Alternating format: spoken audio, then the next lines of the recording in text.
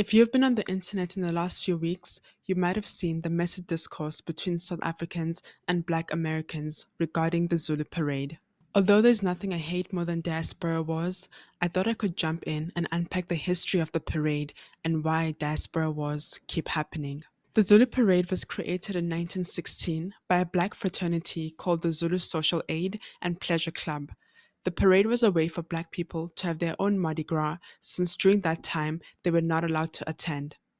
The name comes from a vaudeville skit called There Never Was and Never Will Be a King Like Me. Back then, people didn't really know much about African cultures, so it was easy to turn it into a costume or theme without thinking about what it actually meant.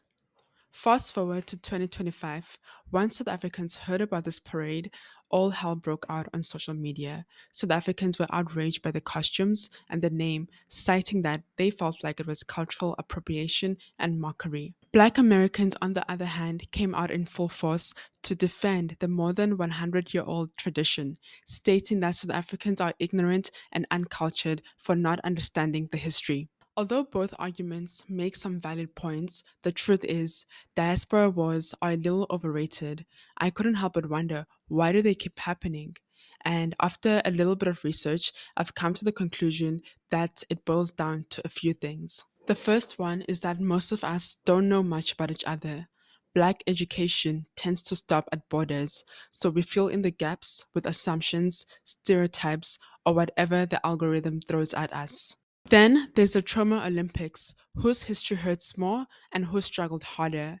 When you mix that with nationalistic pride, it can turn into supremacy, and then boom, we have a mess the algorithm loves.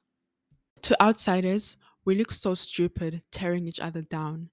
Every time we fight with each other online, the people who hate us don't even have to lift a finger. They just sit back and watch while we do the work of dividing ourselves. If you don't believe me, read the comments on some of the videos people are making. I get that expecting unity from a group of people who don't share culture, history, or heritage is unrealistic, but you'd think that in 2025 we would have figured out a way to have these conversations without the disrespect, the insults, or the superiority complexes on both sides.